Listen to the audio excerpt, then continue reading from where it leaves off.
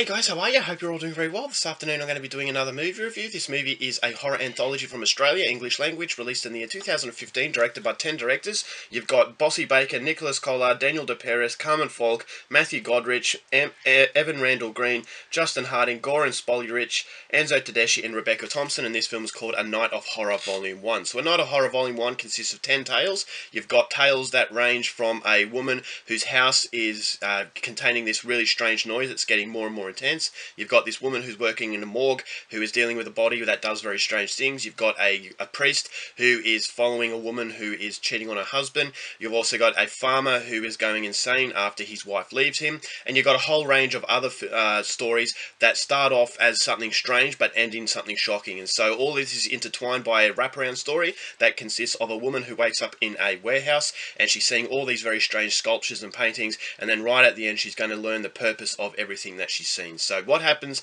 in each and every one of these tales is something you're going to have to find out for yourself, because that's as far as I'm going with my synopsis.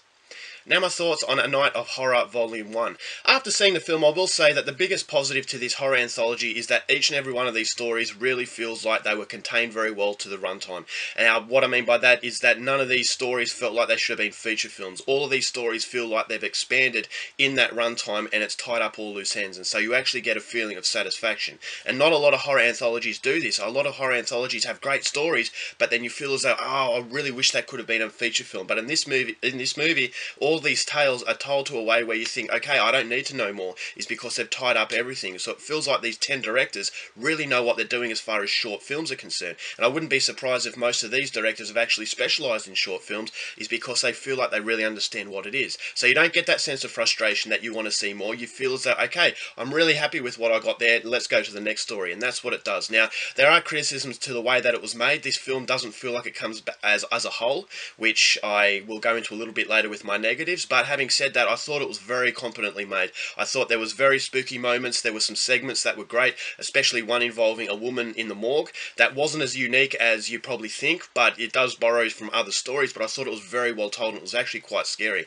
And I actually like the other stories as well. I can't really pinpoint one story that was really weak and one story that was really absolutely fantastic. So it feels like a very consistent piece, and it feels like although there are different directors to these stories, it feels like they were all on the same wavelength. They all had a plan, and they all felt like they were on the same page, and so that's something I really appreciated. You've also got some directors from the United States. This is an actual co-production with Australia, United States, and I really found that interesting, is because the United States stories were a little bit different to Australian, and so it shows you the different horror cultures between Australia and USA, but it never really becomes a distraction, so it feels like it's just an exhibition in different styles of horror from different parts of the world. So that was very good as well. So cinematography, as I said, very competently made. There are some moments that I thought the horror set pieces were very good, and as I said, the biggest plus to this film is the fact that these stories feel like they don't need to expand anymore. And then you've got the wraparound story that I thought was very creepy as well.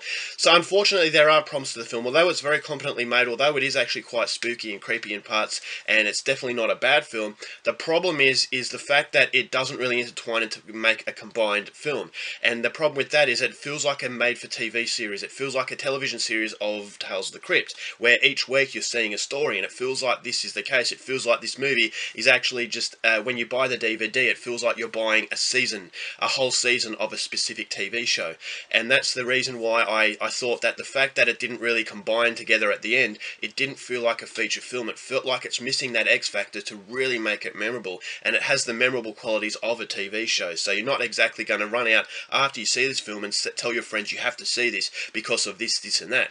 Now, a lot of other films, you actually go out to your friends and you can recite something that you really found memorable. You can remember it and you can explain to your friends, and it makes your friends excited to see the film. But nothing in this movie feels like it's very memorable. There are moments that are very good, there are moments that are enjoyable, but after you finish watching the film, you say to yourself, do I want to watch this again? And unfortunately the answer to that probably is no, is because it is competent, but it feels like it's not taking any risks. It feels like it's under the constraints of being a film that is going to appeal to the masses. Now, there's no extreme gore, which I found very disappointing. In this style of film, and this very fun style of film, I thought excessive gore really would have made it, appeal to a wider audience and actually explode on the worldwide market. But because it's contained in its violence, a lot of the violence is implied, I thought that it just made it that much more disappointing, and therefore it just doesn't have that memorable quality. Yes, as I said, you're competently made, you've got these competent actors, you've got some really good situations, but if you don't have that memorable quality, you can't really elevate it to a point where I was really excited about it. So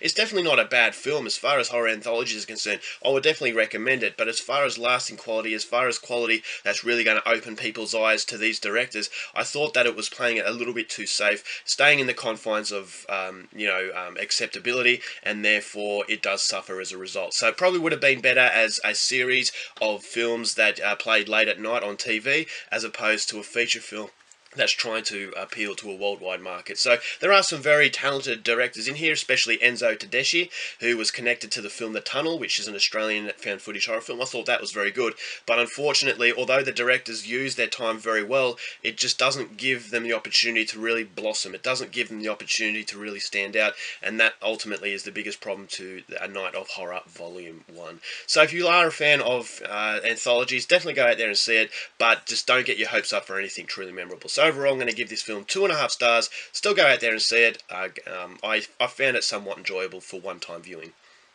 Alright guys, that's it for my review. Hope you enjoyed it. Till next time, keep watching movies, and I'll see you later. Bye.